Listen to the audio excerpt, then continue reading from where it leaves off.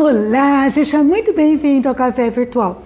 Meu nome é Regina Helena e eu gostaria de conversar com você sobre o tema orvalho. Orvalho é encantador, não é? É aquele vapor de água que está no ar, quando encosta em superfícies mais frias, ele forma gotículas de água. Isso acontece muito nas madrugadas e é muito importante, porque em algumas regiões é fonte de sobrevivência de plantas, de animais e também regula a temperatura nas madrugadas. E Deus, ele fala com o seu povo, lá em Oséias, capítulo 14, versículo 5, que ele será como orvalho para Israel, e Israel florescerá como lírio. É maravilhoso, né? Nosso Deus que equilibra nossas emoções, que trata conosco, que sacia nossa sede, que nos orienta. Ele é o orvalho. Que palavra maravilhosa, muito bonito, né? Em 1978, um autor, Schuller, ele publicou um livro chamado Floresça Onde Está Plantado. Esse livro fez muito sucesso e até hoje tem sido lido por muitos. E esse livro, ele fala assim, onde você estiver plantado, floresça. Eu estava pensando sobre esse livro e lembrei de uma coisa. Pessoas que não se plantam, elas não se fixam. Às vezes no seu trabalho, elas não se envolvem, não vestem a camisa. Então, é importante florescer, sim, mas para florescer nós temos que estar plantado. Às vezes o emprego, a cidade não nos satisfaz, mas há momentos de permanecer e há momentos de marchar. E quando Deus não nos der a orientação para a gente se mover para outro lugar, outras portas se abrirem, que nós possamos fazer o nosso melhor enquanto a gente não avança para outra situação, para outro emprego, para outra cidade. E enquanto a gente está ali, que a gente possa semear com generosidade, mesmo que a gente não tenha perspectiva de desfrutar. Isso é florescer onde a gente está plantado. Eu me lembro que lá em Gênesis capítulo 21 conta que Abraão, ele plantou em Berseba uma tamareira. Eu achei interessante porque a tamareira naquela época demorava 70 a 100 anos para frutificar. Então possivelmente Abraão não provou da tâmara, mas mesmo assim ele plantou. Então mesmo que a gente não tenha perspectiva de desfrutar, que a gente possa plantar com generosidade. Em Provérbios capítulo 11, versículo 24, diz que o generoso vai ser abençoado, ele vai prosperar.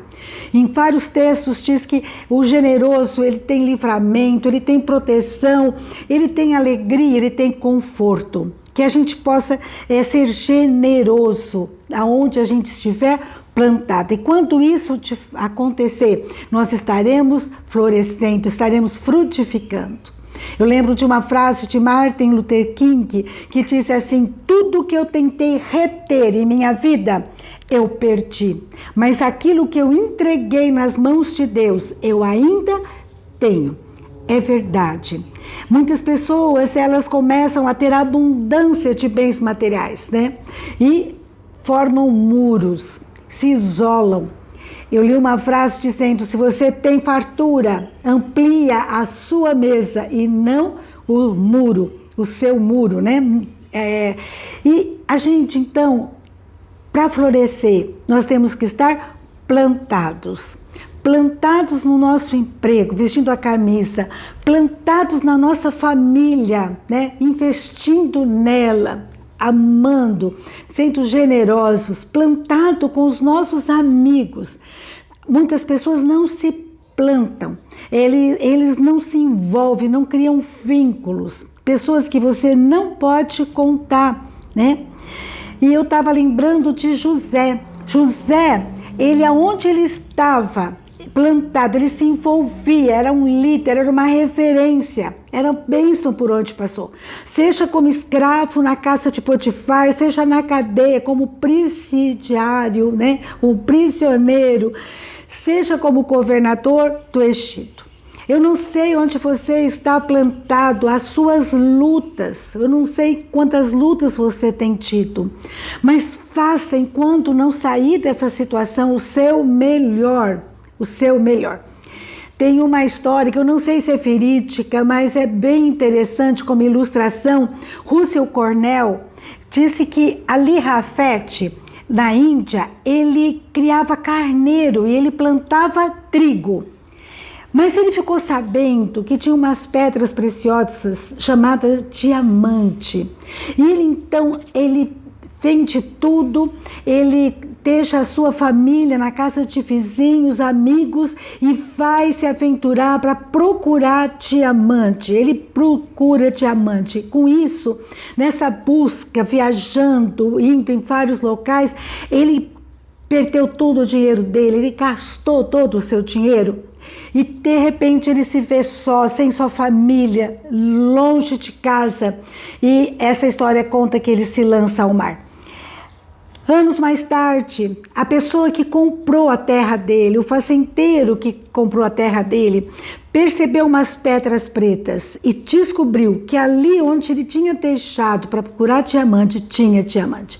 E hoje é a maior mina de diamante, chamada Golconda, que ele não viu, estava nos seus pés. É uma ilustração, não sei se é verdadeira, mas uma coisa a gente sabe, às vezes em nossa volta há tesouros que a gente não enxerga, que Deus nos conceda visão para enxergar, porque muitas vezes também nós não nos plantamos na presença de Deus, como nós precisamos estar buscando a direção de Deus, plantados nos atos do Senhor. Senhor, o que o Senhor tem para mim, o que o Senhor quer da minha vida, como nós precisamos plantar, nos chegarmos na presença do Senhor. E a gente às vezes está distante e nós precisamos voltar para o Senhor. E esse mesmo texto de Oséias 14, no primeiro versículo, para tudo isso acontecer, para florescer, diz assim: volte, ó Israel, para o Senhor, o seu Deus, porque seus pecados causaram a sua queda. Então voltem para o Senhor. Aqui fala, olha, volta para o Senhor. Senhor, que é a fonte de água viva. Para florescer, nós temos que estar plantados, sim, mas junto ao Senhor, nossa fonte de água viva. Às vezes a gente reclama tanto da vida, as coisas não estão certo, parece que é tudo árido, tudo deserto, tudo tão complicado, tão difícil, mas a gente não busca o nosso Deus, Ele que é a fonte da nossa vida. Você está distante, você pode estar se sentindo assim, não ter certo. Volte para o Senhor. E aqui esse texto maravilhoso de Oséias 14, leia todo ele. Ele diz assim, ele nos ensina a voltar para o Senhor. Primeira coisa, ele diz que nós temos que reconhecer que o que causou o nosso distanciamento, a nossa queda, foram os nossos pecados. Nós temos que reconhecer aquilo que tem nos afastado de Deus. O que tem afastado você de Deus? Às vezes são tantas atividades, às vezes atividades inúteis que não servem para nada, infrutíferas, que a gente possa voltar para o Senhor, se arrepender mesmo, pedir a Ele: Senhor, muda meu coração. Deus é um Deus de transformação, que transforma nossos sentimentos, nossas atitudes, nossas palavras, né? E quando nós estamos na presença dEle, o sobrenatural acontece. Ele vai tirando os entulhos que impedem o nosso crescimento, o nosso florescimento. Que a gente possa chegar na presença do Senhor, derramar nossa alma na presença dEle. Oração vem da palavra prece, que significa precários. Eu chegar na presença do Senhor e falar assim: tá difícil demais, tá complicado demais. Senhor, trata comigo. O Senhor é a fonte de água viva. Se plante na presença do Senhor. E Deus, Ele nos acolhe com amor e Ele ministra perdão, ministra cura. Lá no versículo 4 diz assim: eu curarei a infidelidade deles e os amarei de todo o meu coração, pois a minha ira desviou-se dele. Deus que traz perdão, amor, cura para nós. No versículo 5, segunda parte, diz assim: como o cedro do Líbano, aprofundará as suas raízes. Isso aí é muito interessante. Deus vai firmando a nossa fé, a nossa convicção, vai nos ajudando, como o cedro do Líbano. A história do cedro do Líbano é muito interessante. Quando a planta tem por volta de 3 anos, a planta cresceu acima do solo apenas 5 centímetros, mas a sua raiz está bem grande, 1,5 metro de raiz, uma planta de 3 anos. Então 5 centímetros, né, na superfície ela aparece, mas na profundeza da terra tem uma raiz forte, firme, né? Que não se abala com ventos, com tempestade. E Deus nos faz assim, Ele fala assim, como o cedro do Líbano aprofundará suas raízes. Você não vai ser uma pessoa levada pelo vento, você vai ter suas raízes firmes nele. Esse é o nosso Deus. E o cedro do Líbano tem uma vida longa, ele vive séculos. E além disso, ele tem uma fragrância maravilhosa, uma madeira homogênea. No versículo 6, na parte B, Deus fala que aqueles que estão com ele terá o perfume do cedro do Líbano. Esses são os que estão com o Senhor. Eles florescem, eles têm uma fragrância maravilhosa, eles têm um enraizamento profundo. Para quem é plantado na presença de Deus, quem busca Deus, né? Quem ora, quem tem seu momento de devocional, quem durante o dia apresenta para o Senhor as suas necessidades, as suas decisões, que quer ser orientado por Deus, vai ter uma vida realmente que vale a pena. No versículo 7, fala que ele será... Os que habitam a sua sombra voltarão. A pessoa que está com Deus é uma pessoa agradável. Quem passa por ela quer voltar. Tem um gostinho de quero mais, não é assim? E finalmente, esse texto eu quero finalizar com o versículo 8, em que Deus diz assim, eu te ouvirei e cuidarei de ti. Olha que promessa maravilhosa. Se você buscar o Senhor, se você se plantar na presença dele, ele vai te ouvir, ele vai cuidar de você. E ele continua dizendo, de mim procede o teu fruto.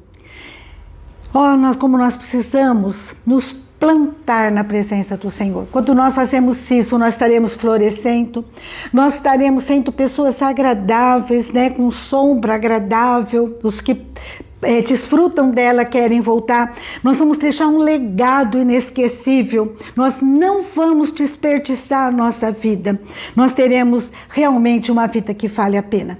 E a pergunta para mim para você é, onde você e eu estamos plantados? Será que nós estamos assim, sendo levados pelo vento, de uma forma fútil, de uma forma infrutífera? Que Deus toque o meu e o seu coração, que a gente possa, assim, buscar ao Senhor todos os dias, todo o tempo, e pedir orientação para Ele. E Ele vai fazer com que a gente floresça onde nós estivermos plantado. Como orvalho, nós vamos estar sendo saciados na nossa sede. Nós vamos estar sendo frutíferos, porque Deus está conosco. Ele é o nosso orvalho, Ele forma a nossa raiz, Ele firma nossos pés, e nós teremos uma vida realmente que vale a pena, sem desperdiçá-la, em nome de Jesus. Que eu e você possamos estar diariamente sendo plantados nos átrios do Senhor e sendo abençoados e abençoadores aonde nós estivermos, em nome de Jesus. Um grande abraço para você. Fica com Deus e até a próxima, se Deus quiser.